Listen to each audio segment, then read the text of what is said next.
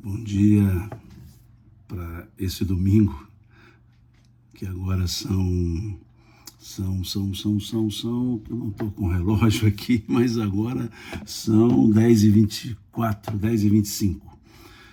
Resolvi fazer esse vídeo. Recentemente eu estive em São Gotardo, no MECESC, e fiz lá uma ligeira palestra, um ligeiro comentário sobre a mensagem, o Cristo e a sua mensagem. Então o pessoal me pediu, que não teve oportunidade de participar, se eu podia comentar esse tema, esse assunto novamente e deixar na minha rede social.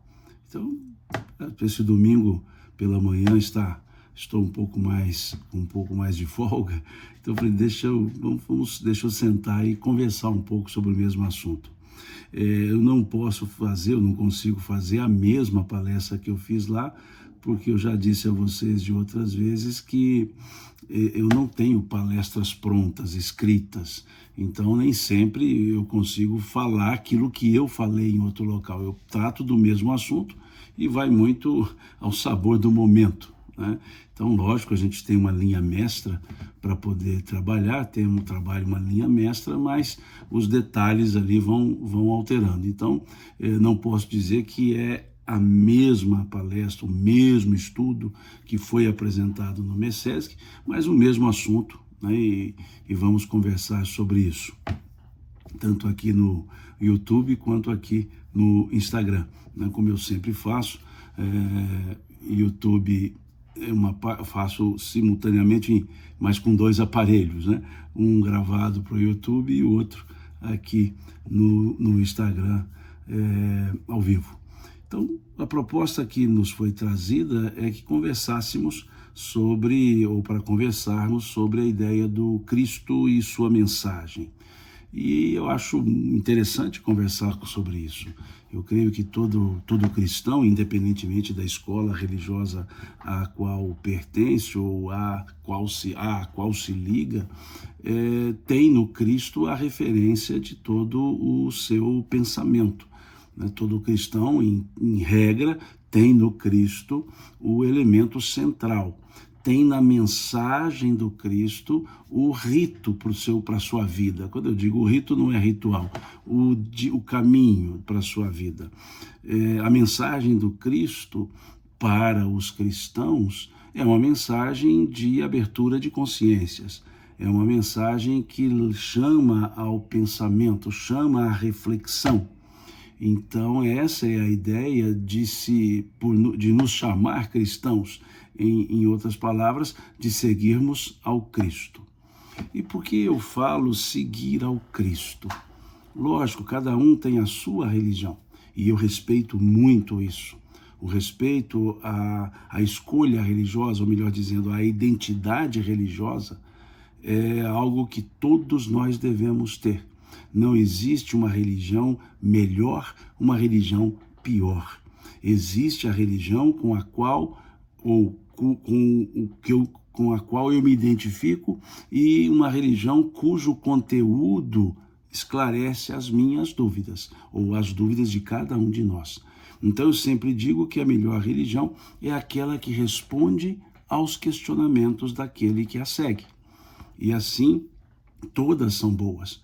Todas formam pessoas de bem. Cabe à pessoa querer ser uma pessoa de bem.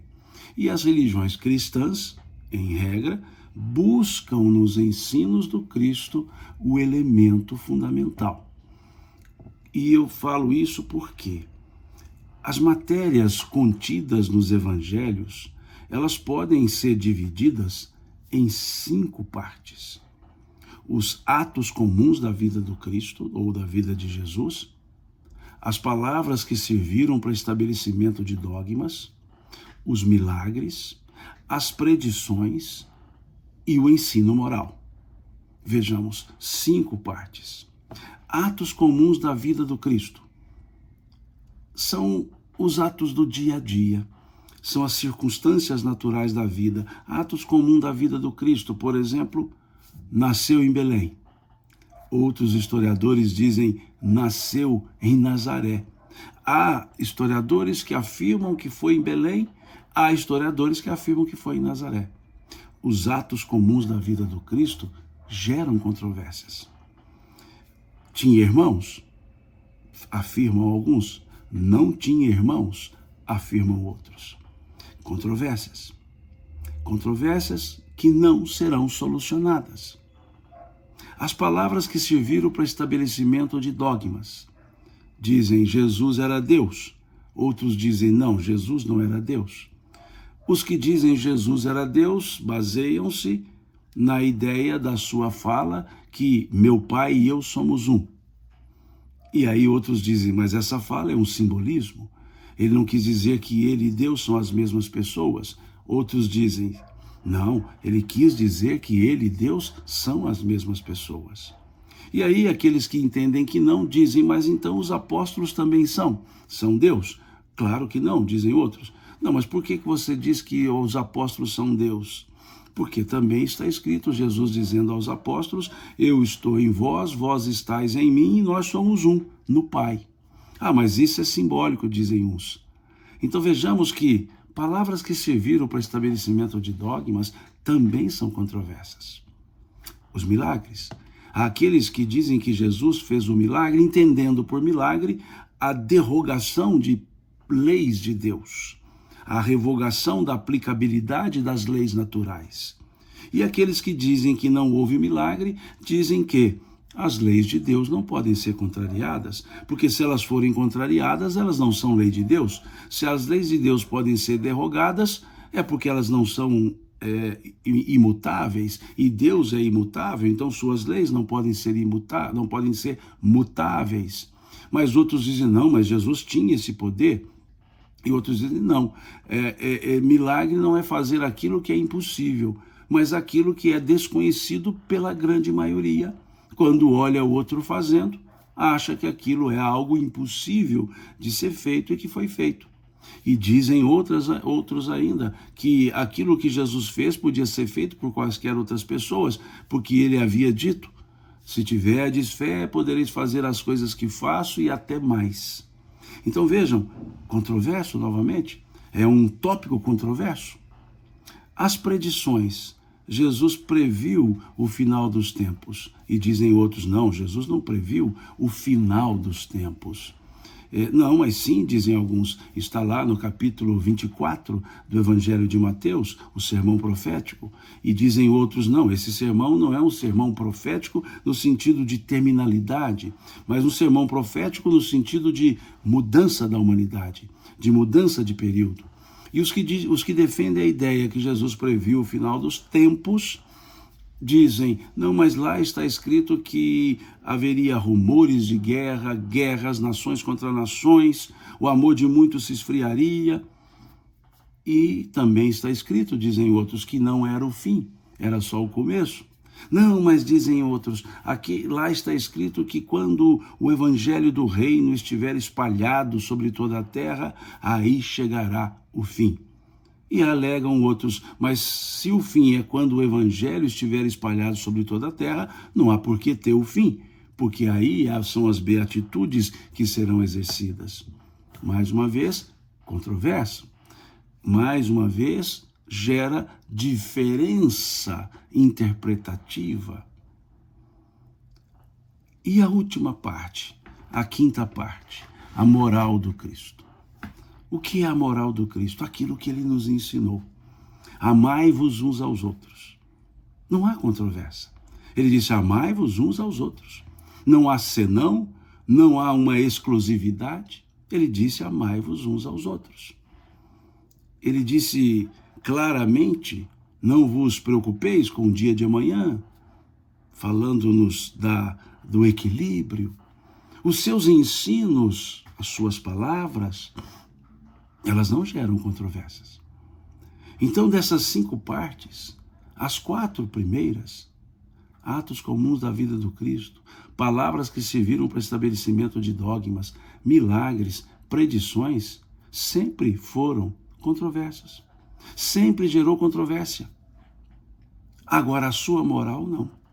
A sua moral de amorosidade, afetuosidade, essa é incontestável. Pode até ser discutível, mas incontestável. Por que incontestável? Porque é verdade. Aqueles ensinos são ensinos verdadeiros. Esses ensinos são ensinos que abrem-nos a consciência para refletir sobre a vida. Isso é diferente. Então essa é a ideia quando se fala do Cristo. E por que eu falo isso? Não é que Jesus e Cristo sejam pessoas diferentes. São as mesmas pessoas. Cristo é um título. Cristo foi um título dado a Jesus. Cristo significa, lá no grego, Christos, significa ungido, esperado, mensageiro. É o Messias, o Mexialá, dos hebreus. Então, Cristo não é um nome. Cristo é um título. Jesus não tinha por sobrenome Cristo. O seu sobrenome não era Cristo. O seu sobrenome era o nome do seu pai, Yosef. Todas as pessoas tinham por sobrenome o nome do pai. Então, Jesus, por sobrenome, ou tinha seu sobrenome, Yosef, Bar Yosef, ou seja, Yeshua Bar Yosef, em hebraico, ou Yeshua Ben Yosef, em aramaico. Cristo, então, Messias, é um título. E é interessante utilizarmos não uma diferenciação, mas um elemento didático, porque quando falamos Jesus, estamos falando do ser histórico, do ser que tem uma historiografia, de um ser que nasceu em uma data, permaneceu na Terra um período e faleceu numa data. Então esse é um ser histórico como nós somos seres históricos. Todos nós nascemos numa data, vivemos em um período físico e falecemos numa outra data. Quando falamos Cristo, estamos nos referindo a essa feição de ungido, esperado, mensageiro.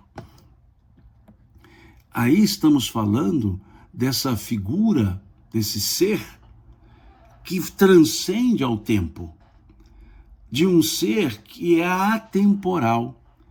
Quando falamos Jesus, nós vamos dizer que é aquele ser histórico. Mas quando falamos Cristo, apenas para fins didáticos, quando falamos Cristo, estamos nos referindo a um ser que transcendeu ao tempo, que não tem tempo determinado para ele e que a sua mensagem é útil em quaisquer tempos. Então é uma abordagem didática para dizer que o Cristo não tem uma data de nascimento. O Cristo nasce para as pessoas a partir do dia que elas o conhecem. E como as pessoas conhecem o Cristo? Pela sua mensagem. Quando é chamado a essa mensagem, ou essa mensagem, melhor dizendo, é introjetada e nos chama à reflexão sobre a vida, nós passamos a conhecer o Cristo. Vejamos, para Pedro, André, aqueles dois irmãos apóstolos, o Cristo nasceu quando estavam eles pescando e Jesus passa e os convida para segui-lo. Jogue tuas redes fora, pois doravante farei de vós pescadores de homens. O Cristo, para Mateus, Levi, nasceu bem depois. Nasceu quando Levi estava cobrando impostos e passou Jesus e o chamou. Segue-me. O Cristo, assim, nasceu para cada pessoa naquela data que a pessoa tomou consciência da sua mensagem. Jesus nasceu numa data determinada. Volto a dizer, Jesus e Cristo são uma só pessoa. Mas quando chamamos pelo título Cristo, nós estamos falando da mensagem. Nós estamos falando daquelas palavras que significaram mudanças nos nossos conceitos existenciais. Por isso, nos chamamos cristãos. Se olharmos lá no Atos dos Apóstolos, salvo engano, capítulo 10, salvo engano, lá no Atos dos Apóstolos nós veremos um momento em que é dado esse título a Jesus. Diz o autor do Atos, presume-se Lucas, escreve da seguinte forma: e foi em Antioquia, pela primeira vez, chamados cristãos. Quer dizer, até então não se dava esse título aos que seguiam os ensinos de Jesus. O historiador que conhece a história de Jesus pode não ser cristão. E, aliás, temos muitos historiadores que até são ateus e escrevem sobre vida de Jesus. Ok, estão escrevendo a historiografia. Não necessariamente são cristãos. Agora, a pessoa que vai falar sobre os seus ensinos, a pessoa que vai reverberar os ensinos, essa é cristã. Porque essa foi além da historicidade. Essa pessoa não fica debatendo se Jesus tinha irmãos ou não tinha irmãos. Essa pessoa não fica debatendo se ele nasceu em Belém ou Nazaré. Para o cristão, interessa é que Jesus nasceu. Onde? Isso é detalhe. Para o cristão, interessa que Jesus estava presente. Se tinha ou não irmãos, isso é outro detalhe. Para o cristão, não interessa se Jesus fez ou não fez milagres. Para o cristão, não interessa a dogmática religiosa. Para o cristão, interessa o cerne dos ensinos de Jesus. Para o cristão, interessa esse sentido. A Tânia aqui disse: irmão, mas não veio de Lucas esses nomes cristãos? Exatamente, foi isso que eu disse aqui, Tânia. Eu disse que lá no Atos dos Apóstolos, presume-se escrito por Lucas, o Atos, ele escreveu que foi em Antioquia, pela primeira vez, chamados cristãos. Não quer dizer que ele, Lucas, deu o nome a eles de cristãos. Lucas escreveu que lá em Antioquia, os seguidores de Jesus eram chamados cristãos. Então Lucas retrata isso. E mais um ponto, utilizando apenas a didática, a lógica que eu já estou trabalhando, para o cristão também não interessaria se foi Lucas que criou a palavra ou se foram outros e Lucas apenas redigiu. Interessa é que entendeu-se que as pessoas que seguem a Jesus seguem pelos seus ensinos, não necessariamente pela sua história, ou seja, cristãos. Então é essa a dimensão. E isso fica muito claro, isso fica muito forte quando nós vemos o capítulo 16 do Evangelho de Mateus, a confissão de Pedro. Lá nessa passagem do evangelista Mateus, nós temos que Jesus voltava da Fenícia com seus discípulos e para na região de Cesareia de Filipo, ao norte, diferente da Cesareia marítima, que ficava no Mediterrâneo. Ali Jesus para e faz duas perguntas. Ele pergunta aos discípulos: o que dizem os homens acerca do Filho do Homem? E os discípulos respondem: uns dizem que tu és Elias, outros dizem que tu és Jeremias, outros dizem que tu és João Batista ou algum dos profetas ressuscitados. Essa foi a pergunta e essa foi a resposta. Jesus perguntou o que as pessoas diziam a respeito dele e os apóstolos disseram que elas ficavam confusas. Umas achavam que ele era Elias, João Batista, Jeremias ou algum dos outros profetas ressuscitados. E Jesus vira-se para eles e faz uma outra pergunta. Pergunta: e vós, quem dizeis que eu sou? Ele não queria saber a opinião das outras pessoas. Ele queria saber a opinião dos apóstolos. Aqueles que seguiram com ele, que compartilharam momentos muito pessoais com ele. Mais ou menos 2 anos, que é o tempo que se presume que Jesus pregou até que ele fizesse essa pergunta. E os discípulos, e diz o texto de Mateus, que ao serem perguntados, os discípulos: e vós quem dizeis que eu sou? Pedro toma a palavra, até naquele momento chamado Simão. toma a palavra e diz: tu és o Cristo, o Filho de Deus vivo. Vejamos essa resposta de Pedro. Tu és o Cristo, o Filho de Deus vivo. Pedro poderia ter respondido: tu és Jesus, filho de José, Yosef, Yeshua, Bar Yosef, ou filho de Maria, Yeshua, Ben Miriam. Mas não. Ele poderia ter dito: tu és Jesus, que tem irmãos. Ele poderia ter dito: tu és Jesus, que nasceu em Belém, ou nasceu em Nazaré. Tu és Jesus, que é Deus. Tu és Jesus, que faz milagres ou não faz milagres. Mas não. A resposta que Pedro deu foi: tu és o Cristo, o Filho de Deus vivo. Tu és o Cristo, o Filho de Deus vivo. Essa resposta foi forte e de tamanha envergadura que Jesus vira-se para Pedro. Aí sim, Jesus já vai chamá-lo de Pedro. Vira-se para ele e diz: bem-aventurado és tu, filho de Jonas, que não foi a carne e o sangue que tu revelou tais coisas, mas meu Pai que está nos céus.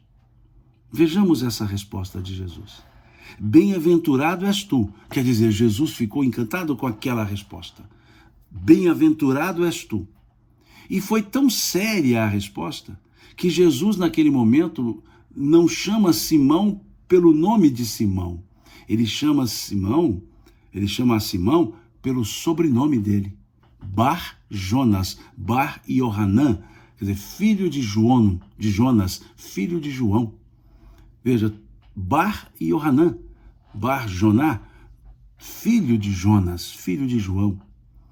Esse era o sobrenome de Pedro. Simão Bar Joná, Bar Jonas, Bar Yohanan, Simão Bar Jonas, Simão filho de Jonas. E o momento foi tão formal, essa resposta foi tão forte: tu és o Cristo, filho de Deus vivo, que Jesus vai chamar a figura da formalidade do sobrenome. E diz: bem-aventurado és tu, filho de Jonas, que não foi a carne e o sangue que tu revelou tais coisas. Carne e o sangue, ou seja, bem-aventurado é você, filho de Jonas, que não foi você quem disse. Não foi a carne e o sangue que tu revelaram tais coisas, mas meu Pai que está nos céus.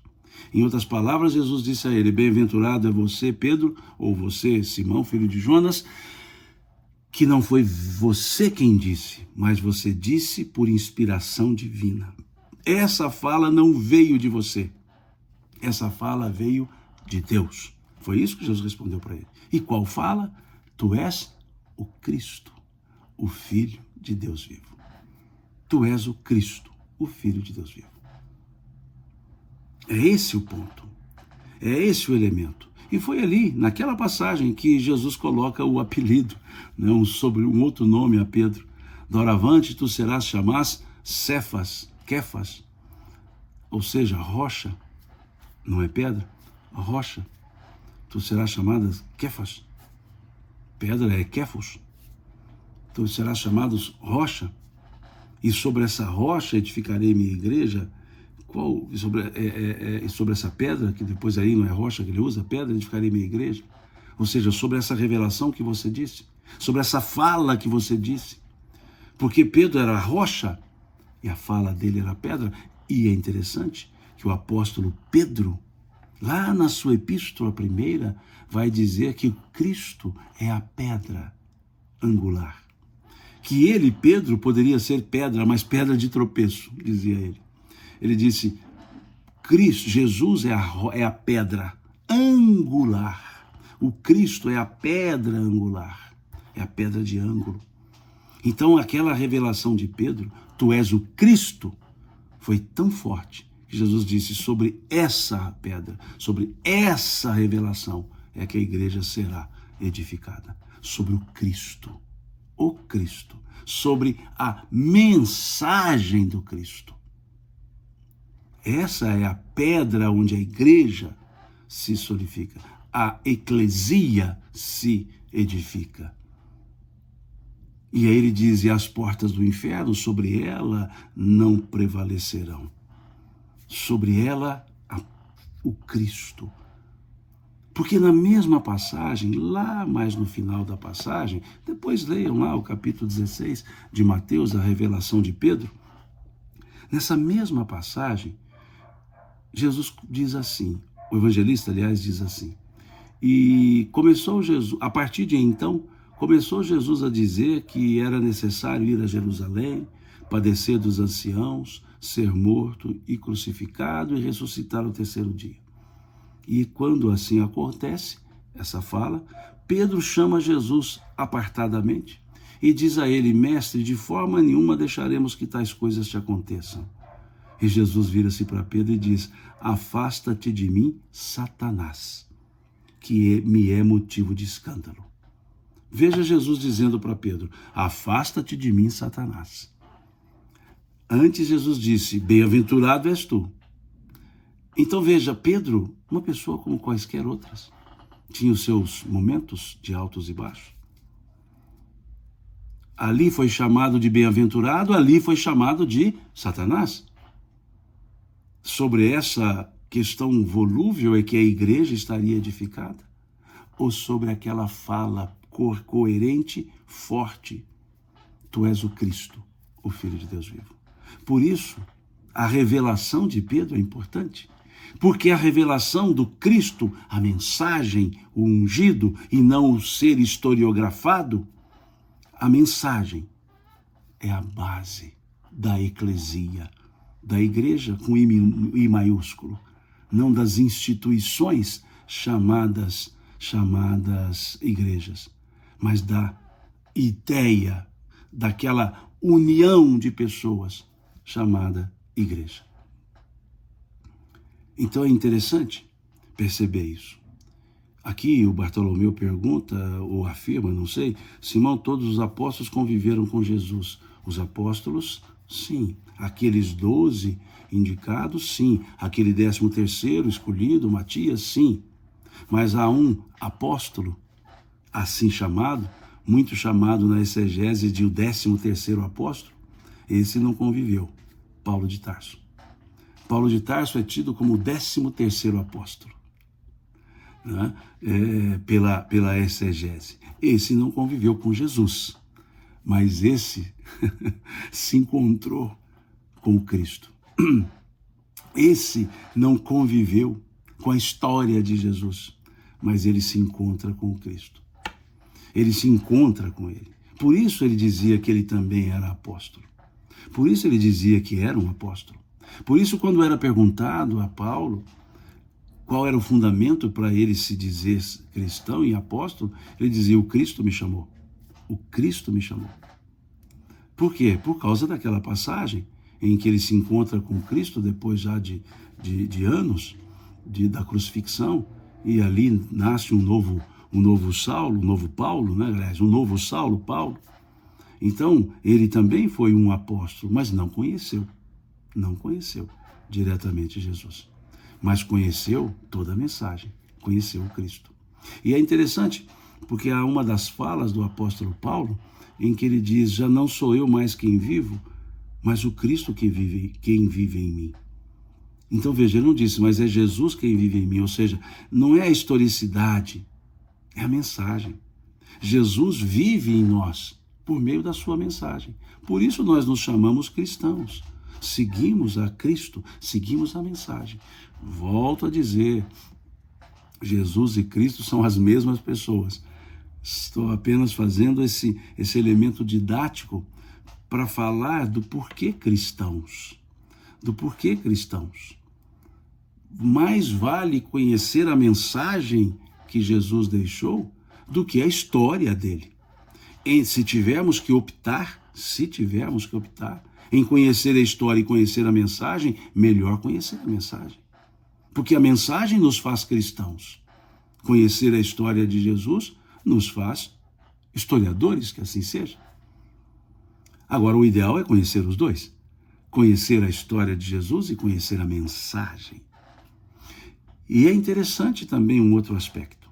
Se nós olharmos a forma de datação do ACDC é antes de Cristo e depois de Cristo. Não é antes de Jesus, depois de Jesus, embora estivesse falando de um marco de nascimento. E é interessante, porque a data que nasceu Jesus, a data na qual nasceu Jesus, ela não é precisa.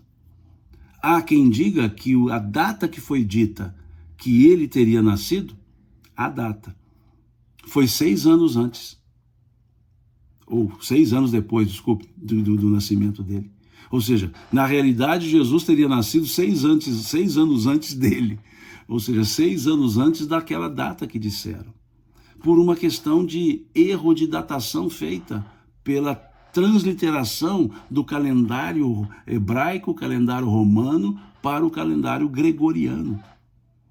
Então, vejam, aí antes de Cristo e depois de Cristo fica interessante, que até na linguagem mais comum saiu a ideia passou a ser antes da Era Comum, depois da Era Comum, né? O AEC, e ADC, antes da Era Comum e o DSC, desculpa, e depois da Era Comum. Mas a Era Comum, ou seja, a partir desse momento em que a mensagem do Cristo dividiu bastante a história, não as pessoas, mas a história.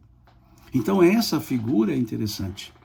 E aí, então, na resposta, os apóstolos conheceram a Jesus. Mas há um 13º. Assim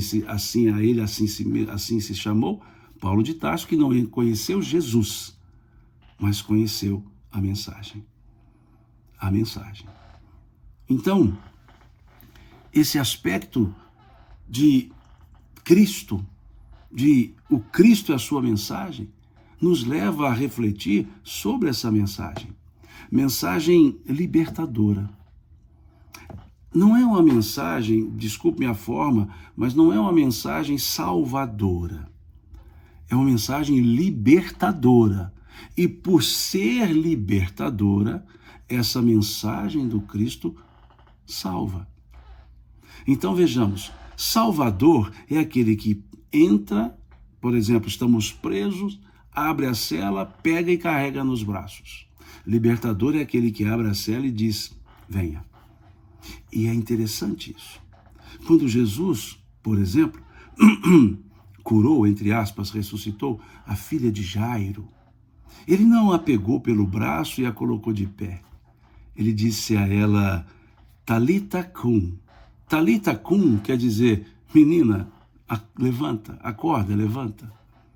Quando ele ressuscita, entre aspas, não vou entrar no mérito da palavra, Lázaro, ele não vai lá ao túmulo, tira a pedra e traz Lázaro. Ele diz a ele, Lázaro, saia. Lázaro, saia. Porque a salvação é uma atitude pessoal. A mensagem do Cristo, ela nos liberta. Ela nos abre os olhos, ela nos abre as portas de tudo aquilo que possa estar nos prendendo. Sejam os interesses materiais, seja o amor próprio, o egoísmo, mas a mensagem dele liberta. Ela liberta, mas não obriga. Ela liberta. Por isso, o Cristo é o libertador de consciências. E, libertando a consciência, nós podemos nos salvar. Porque a ferramenta está nas mãos. A ferramenta são os ensinos do Cristo. Independentemente das religiões. Independentemente das religiões. Os ensinos do Cristo. Ele então nos mostra isso. Se olharmos uma outra frase dele muito interessante, ele disse, aquele que quiser vir após mim, renuncie-se a si mesmo. Pegue a sua cruz a cada dia e me siga. Essa é a fala dele. Vejamos a beleza dessa fala. Vejamos a profundidade dessa fala. Aquele que quiser vir após mim, renuncie-se a si mesmo, pegue a sua cruz a cada dia e me siga. Vejamos que seguir ao Cristo não é uma imposição. Seguir aos seus ensinos não é uma obrigatoriedade. Ele disse, aquele que quiser. Seguir ao Cristo é uma escolha de consciência. É uma escolha de consciência. Ele convida. Ele disse a Pedro, a André, segue-me.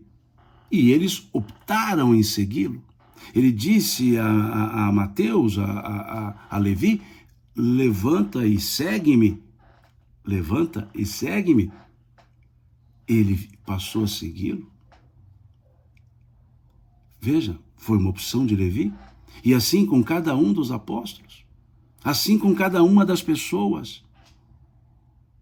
Então ele convida.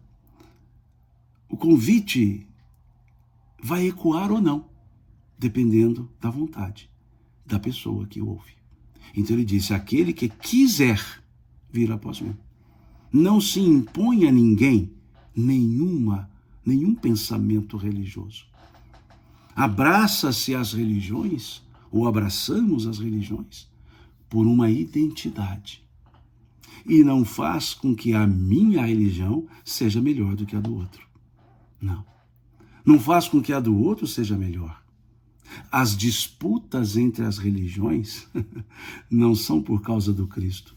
As disputas entre as religiões são por causa dos religiosos. Os religiosos é que disputam. Não é o Cristo. O Cristo não estabeleceu qual o caminho para chegar a ele, senão ele. Porque não foi ele quem disse, eu sou o caminho, a verdade e a vida. Ninguém vem ao Pai senão por mim. Por mim quem? O conhecer a história de Jesus ou seguir os ensinos de Jesus? Seguir os ensinos de Jesus. Então as diferenças entre as religiões, a diferença não está no Cristo. A diferença está nos próprios religiosos, que querem estabelecer os seus próprios conceitos. E aquele que tem conceito diferente, descende, sai e cria outra. E aí lá dentro o outro descende, sai e cria outra. Não precisaríamos criar tantas religiões se as pessoas fossem consensuais, se houvesse um consenso. Se deixasse de lado as controvérsias e unissem-se nas convergências. Quantas religiões descendem por causa de Jesus tinha irmãos, não tinha irmãos? Descendem por causa de Jesus nasceu em Belém ou Nazaré. Recentemente vi um debate caloroso na televisão, melhor dizendo, na rede social, de pessoas que estavam discutindo se Deus descansou no sétimo dia e se esse sétimo dia, se esse sétimo dia de descanso foi no sábado ou no domingo. Discutindo se o dia de descanso, no sentido reflexão sobre o Criador, no dia da honra ao Criador, se aquele dia sagrado seria o Shabá ou seria o Dominus, ou sábado ou domingo. E aí discutiu dizendo, não, mas o sétimo dia Deus descansou e o sétimo dia é sábado. Aí outros dizem, não, mas Jesus ressuscitou, entre aspas, no domingo, então o domingo é que é a guarda. Vejam, enquanto estão discutindo isso e criando religiões diferentes, o amar uns aos outros está esquecido. O fazer o bem está esquecido.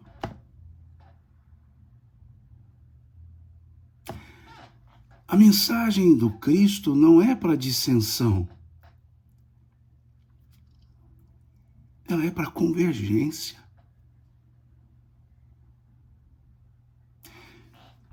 E de certa forma,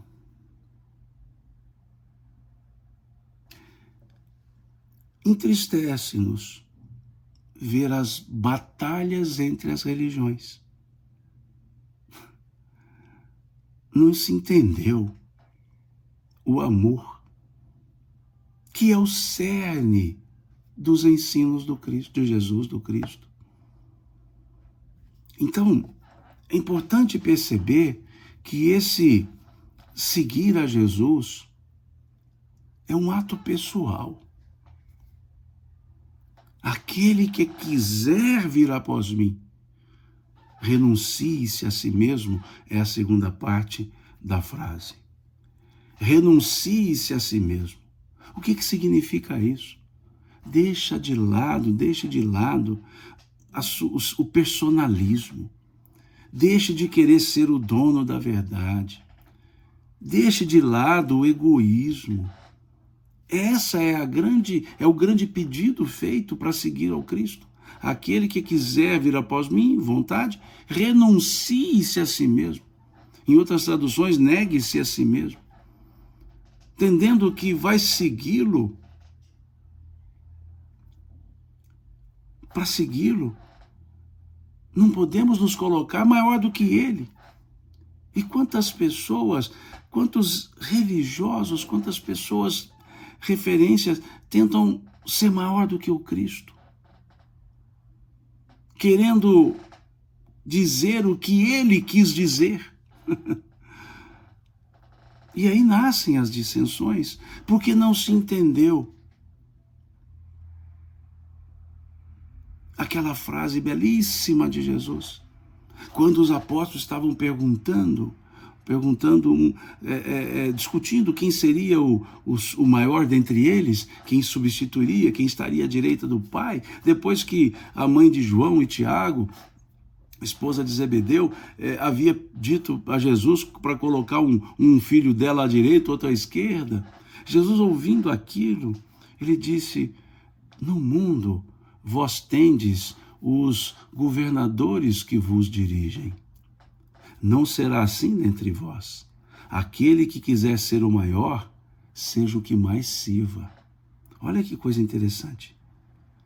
No mundo vós tendes os governadores que vos dirigem. Não será assim dentre vós. Aquele que quiser ser o maior, seja o que mais sirva. Essa é a marca do cristão. Servir. E aquele que se dispõe a servir não fica discutindo, debatendo. Ele não quer saber se Jesus teve irmãos ou não. Ele quer saber se está sendo útil para as outras pessoas. As religiões deveriam ter como mote servir as pessoas, servi-las, orientá-las servindo-as e não impor regramentos, muitos deles criados pelas pessoas. Então, pensemos nesse aspecto do Cristo. Aquele que quiser vir após mim, renuncie-se a si mesmo, pegue a sua cruz a cada dia, veja a frase. Seguir a Jesus não significa seguir ao Cristo, não significa ficarmos isentos das nossas responsabilidades. Não significa que ao seguir a Jesus, nós só teremos alegrias na vida. Não. Teremos tristezas também. Teremos frustrações, decepções, angústias. Sim, teremos. Por quê? Porque somos seres humanos, perfectíveis, que erramos e acertamos. Então ele quis dizer que segui-lo não vai significar isenção de dificuldades, não. Cada um tem as suas responsabilidades. Pegue a sua cruz a cada dia. Pegue a sua cruz a cada dia, disse ele. E depois ele encerra a frase só dizendo assim: e me siga. Veja que coisa interessante, vejamos. Ele deixa ali um indicativo. Olha, você que escolhe me seguir ou não. Olhe, você que escolhe me seguir ou não. Mas para me seguir, você precisa renunciar a si mesmo. Ou seja, para me seguir, você precisa sair desse personalismo. E, diz ele em outras palavras, e para me seguir, você vai ter que carregar a sua cruz mesmo. Eu não vou tirá-la de você. Eu vou lhe dar as ferramentas para você sair dessa cruz. Então ele disse isso, e depois disse: nessas circunstâncias, então, ou nessas condições, me siga. Olha que beleza de frase. Eu fico imaginando se nós ouvíssemos essa frase diretamente dele. Ele ali olhando para nós e dizendo assim: aquele que quiser vir após mim. Aí todo mundo se levanta. Renuncie-se a si mesmo, uma boa quantidade se senta. Pegue a sua cruz a cada dia, uma outra boa quantidade se senta. E me siga. Aí alguns vão segui-los. Porque a mensagem do Cristo nos leva a uma reflexão pessoal. A mensagem do Cristo, como disse o apóstolo Paulo na sua carta aos Romanos, cada um dará contas de si mesmo a Deus. A mensagem do Cristo, ela é para ser metabolizada da mente ao coração. É uma mensagem que nós aguardamos na consciência. É uma mensagem que não adianta estar no livro. É uma mensagem que não adianta estar em letras. Ela precisa estar incrustada na nossa consciência. Já que a lei de Deus também está na nossa consciência. Então é importante perceber que esse convite a seguir a Jesus é seguir pela sua mensagem. E essa mensagem, ela fica guardada na pessoa. É uma reflexão. Quando uma pessoa diz, não, eu agora encontrei a Jesus ou ao Cristo e me transformei, não é porque ela tomou conhecimento da história de Jesus. É porque aqueles ensinos significaram, passaram a ter significado para aquela pessoa. E ela percebeu que aqueles ensinos aplicados melhoram a vida. Pode não melhorar a materialidade da vida, mas melhora o sentido da vida. Melhora o sentido do viver. Dá significado para a vida. Mostra-nos que a vida é muito mais do que o interregno entre o berço e o túmulo. Mostra que a vida é muito mais. Mostra-nos que a vida não se acaba.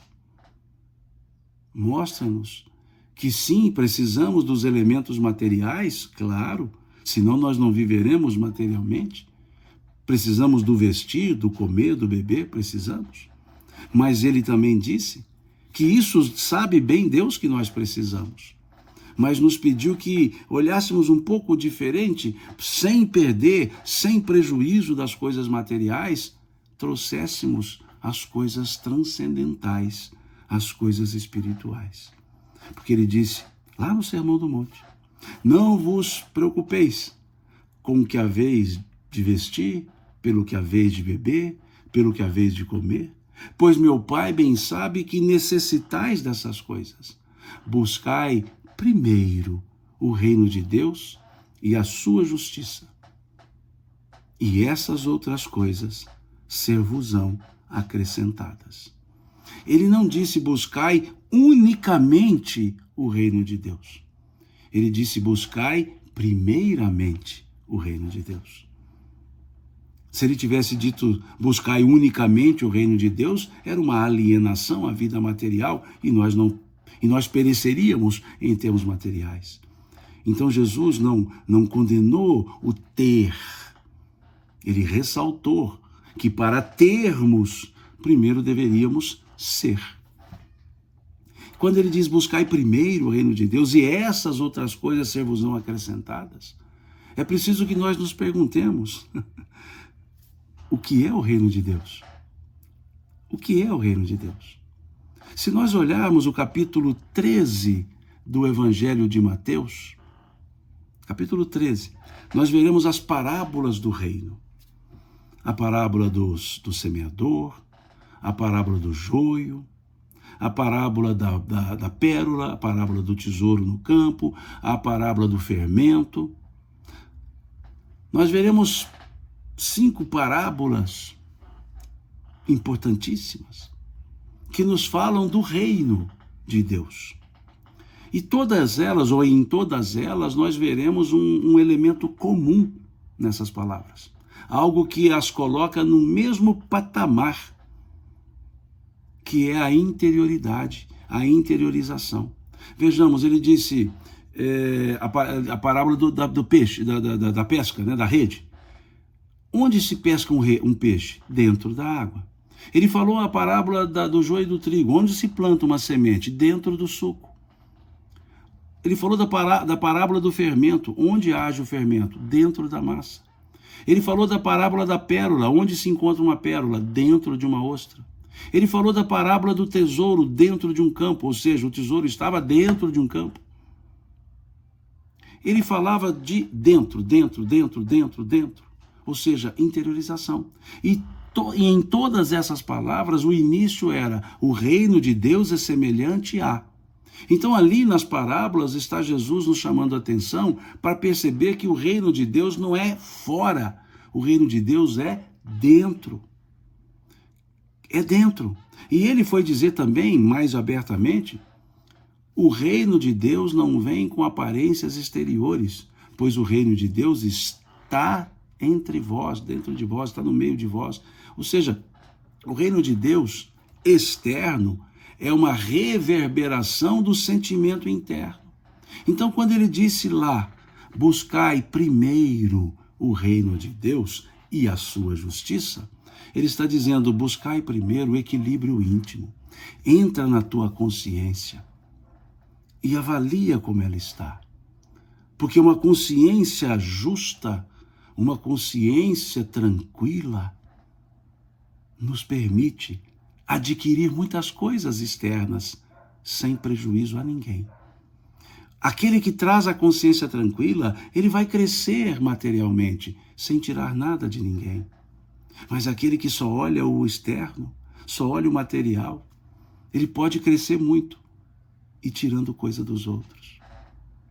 Então, quando se fala em reino de Deus, se fala na consciência, na interioridade. O reino de Deus está dentro de vós. É preciso perceber que a mensagem que Jesus nos traz é para ecoar internamente. Cada um de nós é uma igreja. Aí sim, com I maiúsculo. Cada um de nós é uma igreja, como disse o Paulo. Não sabeis vós que sois um templo onde habita o Senhor? Ele foi dizer isso. E essa ideia não é no sentido de fantasioso, não. Não é parabólico. Ele está dizendo, o apóstolo, e a mensagem do Cristo é assim, que essa mensagem precisa ser absorvida. Ela não necessariamente tem que ser recitada. A mensagem do Cristo não é para lê-la de cor ou recitá-la de cor, como dizemos aqui em Minas, de cor e salteado. Não. Não é para lê-la de maneira cursiva. Essa mensagem é para ser guardada no sentido de interiorizada. E ela vai ser vista nas atitudes das pessoas. Uma pessoa realmente cristã, ela não tem olhos de segregação. Uma pessoa realmente cristã, ela não tem olhos de discriminação. A pessoa realmente cristã, ela entendeu que deve se amar indistintamente a todas as pessoas. Amar no sentido de afetuosidade, de querer o bem de todos. Até dos inimigos, como disse o Cristo, amai os vossos inimigos. Depois podemos fazer uma live só sobre essa passagem do amai os vossos inimigos, que é interessante. A pessoa que realmente entendeu a mensagem de Jesus, a mensagem do Cristo, ela é uma criatura diferente. Não é ingênua, não. Não é distante das outras coisas, não. A pessoa que entende a mensagem cristã, ela é festiva também, ou festeira, se quiserem. Ela é alegre, ela pratica esportes, ela cuida da saúde, ela busca um trabalho profissional para se sentir realizada, mas nunca à custa de ninguém. Nunca em prejuízo de ninguém. Nunca. Ela sempre, essa pessoa, a cristã, sempre estará olhando o bem alheio. Nós vimos agora nas Olimpíadas pessoas que perdiam e ficavam enraivecidas, viravam as costas. E pessoas que perdiam, ficavam chateadas e iam cumprimentar a outra vencedora. Isso é diferente. Esse tipo de conduta é uma conduta preconizada pelo Cristo. Muitas eu vi, perdiam lá a medalha e saíam emburradas, mal cumprimentavam, mal saíam. E outras não. Iam lá e parabenizavam aquela pessoa que havia conseguido o primeiro lugar, conseguido ganhar. E parabenizavam do tipo, parabéns, você mereceu. O cristão efetivo, ele não se autocomisera. O cristão efetivo não tem pena de si mesmo, não tem dó de si mesmo. Porque a pessoa que se autocomisera, que tem dó de si mesma, é uma pessoa que não entendeu a luminosidade que ela traz por ser criatura de Deus. A pessoa que tem medo, que tem dó de si mesma, ela não cresce. Ela não cresce porque ela quer se auto-vitimizar. Isso não é conduta cristã. O Cristo padeceu fisicamente de muitas coisas. Foi açoitado, foi pregado numa cruz e não se autocomiserou. Não teve pena de si mesmo. Pelo contrário, ele teve a sua conduta demonstrando que cumpriu aquilo para o qual ele veio. E naquela serenidade da consciência tranquila,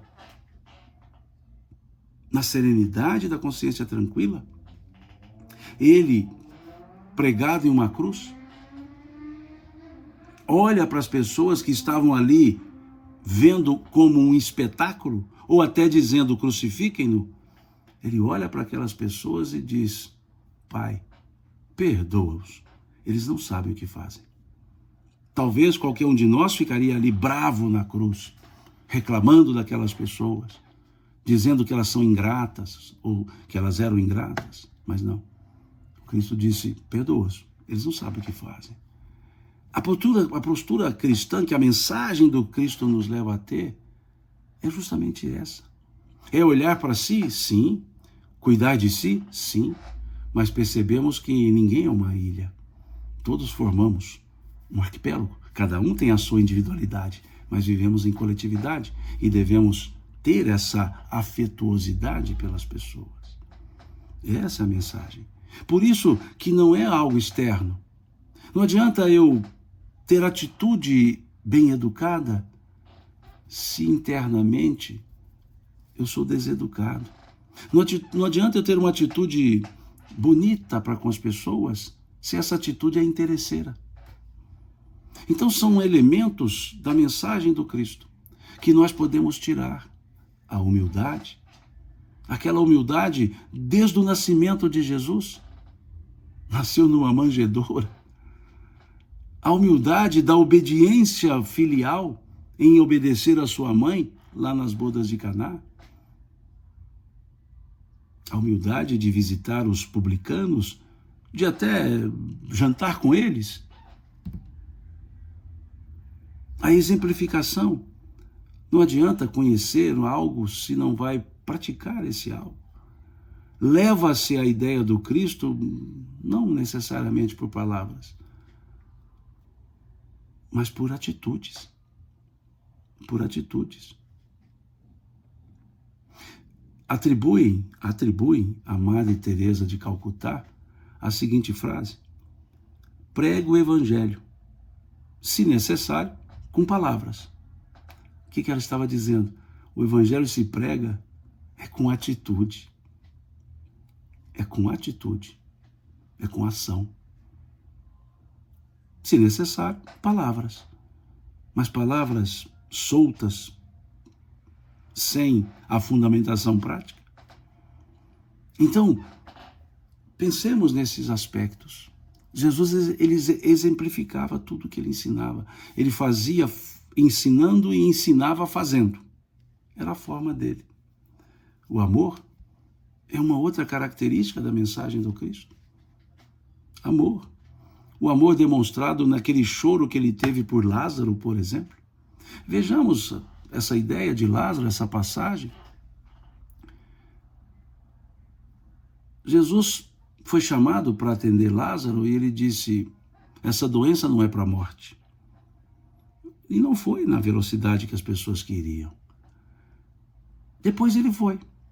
Ele foi e chega, e quando ele chega ali, as pessoas estavam chorando, desesperadas, porque, para elas, Lázaro havia morrido.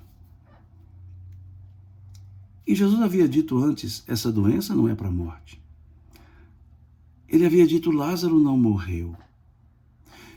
Mas vamos trabalhar com as duas ideias. Há aqueles que entendem que Lázaro morreu e Jesus o ressuscitou, e há aqueles que entendem que Lázaro não havia morrido, havia entrado em um estado cataléptico e Jesus o trouxe. Tá, independentemente disso, não, veja, isso é ato comum da vida do Cristo, ou seja, é controverso. O sentido moral é que é interessante. De toda forma, se ele havia morrido, Jesus sabia que podia ressuscitá-lo. Se ele não havia morrido, Jesus também sabia que ele não havia morrido. Então vamos lá. Em quaisquer dessas situações, ou qualquer dessas duas situações, Jesus não tinha motivo para chorar. Por que Jesus choraria? Se ele sabia que Lázaro não havia morrido, ou se ele sabia que poderia ressuscitar Lázaro. Em nenhum dos dois segmentos de pensamento caberia o choro. E está lá no texto. E Jesus, olhando a multidão, chorou. Esse choro é porque Lázaro havia morrido? Não cabia o choro, mesmo tendo morrido ou não, porque se tivesse morrido na linguagem de alguns, ele seria ressuscitado, e se não tivesse morrido na linguagem de outros, ele seria chamado a acordar. Então, por que Jesus choraria? Em nenhum dos casos caberia o choro. Mas o texto está lá. E Jesus, vendo a multidão, movido de íntima compaixão, chorou. Chorou por sentir a tristeza alheia. Chorou pela compaixão. Compadecer não é ter pena, não é ter dó. Ele olhou aquelas pessoas e percebeu o desamparo que elas traziam e sentiu a tristeza delas e compadeceu-se com elas. E aí a lágrima sai. O choro daquele que compadece. Não era o choro daquele que estava triste, porque ele não estava triste. Lázaro sairia de todos os jeitos, de toda forma, lá daquele sepulcro. Ele estava vendo, sentindo a tristeza alheia. Quantas vezes nós nos condoemos com a dor alheia? Podemos ter pena, mas compaixão. Compaixão de ter aquela vontade de levantar aquela pessoa, segurar, abraçar, tirar a tristeza dela. Muitas vezes temos pena e dó. E quando temos o dó, damos alguma coisa. Pena, damos alguma coisa. E dar de nós. Dar de nós mesmos. Isso é a compaixão. Isso está lá no amor que Jesus ensinou. O amor na flagelação e morte, quando ele cuida das pessoas, cuida da mãe, dizendo a ela, mulher, eis aí teu filho, filho, eis aí tua mãe, cuidando dela. Cuida de um outro que estava crucificado junto com ele, ou junto a ele, dizendo, em verdade te digo, estarás comigo no paraíso.